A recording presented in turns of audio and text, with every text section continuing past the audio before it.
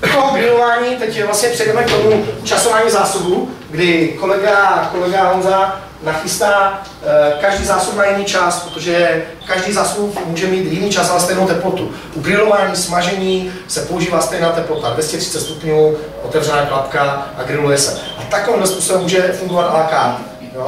Kdy mám ve vrchním zásobu mám kotletu, stejky z kotlety, které se budou připravovat 7 minut. Pak tam mám grilovanou zeleninu, která se bude připravovat 6 minut. Pak tam mám vepřovou panenku na grill, tak ta klidně více, 10-15 minut, ideální píchnout sondu, aby to bylo zajištěné, aby viděl, jaká tam je teplota uvnitř toho grillu, a dole je úplně grillovaná zelenina, ta mrkev a tak dále, co se dělá, ta je chvilinka, to je 5 minut. Takhle si nachystáte, tady máš, takhle si nachystáte ty rošty. Díky tomu, že ten ventilátor se zastaví, tak on klidně do toho stroje může jít, jo? Díky tomu, že ta gastronomia je na šířku, se dává dovnitř, ne na délku, tak bez problémů se vlastně všude hodíte, jo? Všude se dostane, kam potřebuje, jo? Když máte na délku, tak musíte vzít tu gastronomii, vytáhnout ji, jo? Naskládat tam něco a zase to dát zpátky. No a teď, když mi přijde, to tam samozřejmě Honza naroval všechno, i ty zeleniny a tak dále.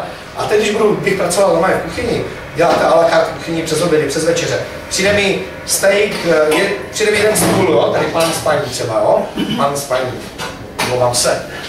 Přijde mi a paní si dá kuřecí steak, pán si dá vepřovou panenku, k tomu mají, já nevím, takovouhle grilovanou zeleninu, takovouhle jinou grilovanou zeleninu, ale je to jeden stůl, že jo. Tak vezmu tu panenku, vezmu ten steak, otevřu dveře konvektomatu, hodím to na rošt, označím 6, vepřová panenka mi se mi dělá, já nevím, 9 minut, šup, 5 se dám tu kotletu, nebo kuře, co jste si dal na kuřecí steak, označím na 4 minuty, přidám k tomu zeleninu a jdu pryč.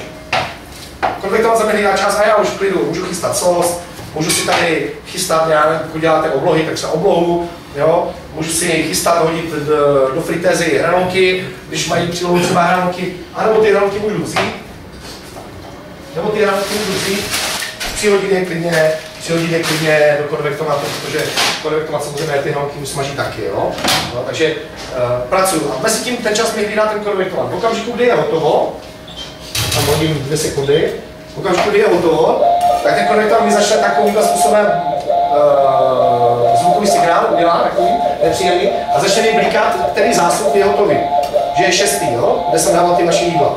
Takže vezmu, kliknu 6, otevřu, vytáhnu z té 6, vydávám, jo? Bez tím přijde jiná objednávka. Tak zase vezmu, hodím na rošt a pracuju. A vlastně stále stejně. Když to děláte klasickým způsobem, tak máte buď to grill desku, pánvičky, jo? A teď prostě co ten kuchař naháže, stejky, jo? Na grill, na pánvičkách má zeleninu nebo něco grilluje, že jo? Odbíhá k jednomu druhému, mezi tím přijde objednávka, chystá oblohy, tady už se mu to na tom grillu pálí, to maso musí to otočit, musí to hlídat, neustále je ve stresu, takhle přece jenom má více času na to, aby pracoval v té kuchyni systematicky. Jo? Samozřejmě musíte k tomu položit jiný lístek, jo? Nemůže být na jiném lístku plácnou, ale může být na jiném lístku, ale z toho druhu výběr jídla, jo? Protože je to neekonomické pro vás, protože máte obrovské skladové zásoby, jo? Což dneska není trendy vůbec. Dneska je trend nakoupit nejlépe každý den čerstvé a prodat to, jo?